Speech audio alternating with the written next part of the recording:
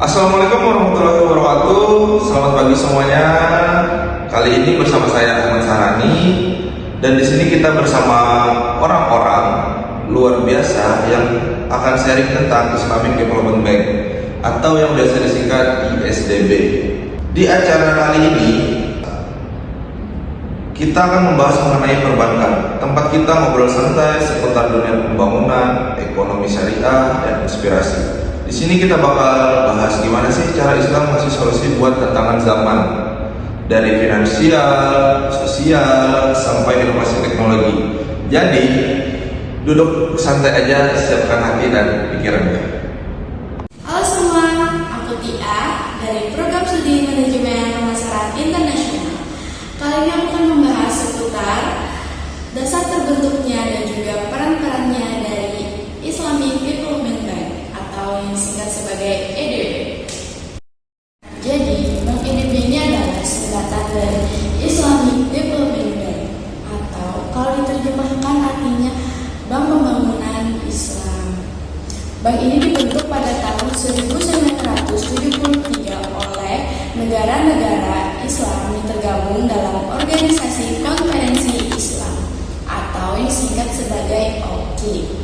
Nah, tujuannya itu simpel banget, dan dimana bank ini membantu negara-negara Islam supaya bisa berkembang secara ekonomi dan sosial, tapi dengan cara yang sesuai dengan ajaran Islam. Jadi tidak memakai bunga alias riba. Nah, peran EDB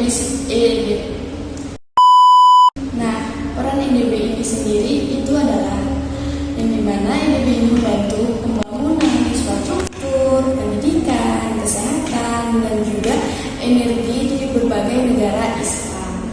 Selain itu juga EDB ini juga memberikan beasiswa, mendukung riset, dan juga menyalurkan bantuan kemanusiaan.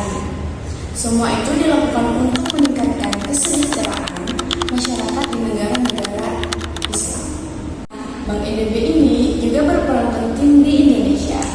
Contohnya, Bank EDB ini sudah membantu banyak proyek di Indonesia seperti pembangunan infrastruktur, pengembangan pendidikan Islam, dan juga proyek energi terbarukan.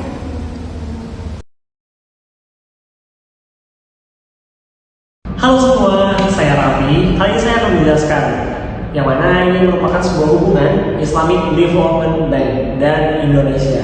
Perlu kita ketahui bahwa Indonesia tepatnya pada tahun 2023 telah menjadi bagian atau salah satu pemegang saham yang terbesar di ISDB. Tepatnya itu sebagai salah satu pemegang saham terbesar ketiga di ISDB. Nah, selanjutnya bagaimana dengan kerjasamanya? Apa saja sih benefit atau kerjasama dalam bidang apa saja? Yang pertama itu ada melalui infrastruktur. Selanjutnya ada pendidikan, keuangan syariah, sampai yang terakhir yaitu pengembangan industri halal. Nah, bicara mengenai korelasi dengan ekspor impor, lalu bagaimana dengan spesifikasinya terkait ekspor impor tersebut? Nah, jadi perlu kita ketahui melalui Islamic Corporation for the Insurance of Investment and Export Credit atau yang biasa disingkat ICIEC, bagian dari ISDB Group. Nah, dengan adanya tekan kontrak atau kerjasama tersebut melalui perjanjian yang bernama Rita Kaful untuk produk asuransi kredit ekspor berbasis syariah. Dalam Member Country Partnership Strategy atau yang biasa disingkat MCPS dari tahun 2022 sampai 2025, ISDB menyebut bahwa mereka akan mendukung Indonesia dalam dunia ekspor impor melalui lembaga keuangan lokal dan asuransi resiko. Nah, itu tadi sharing dari teman-teman saya mengenai Islamic Development Bank. Semoga dapat bermanfaat dan menambah wawasan untuk kita semua. Saya akhiri, saya Ahmad Sarani. Sampai jumpa di video berikutnya.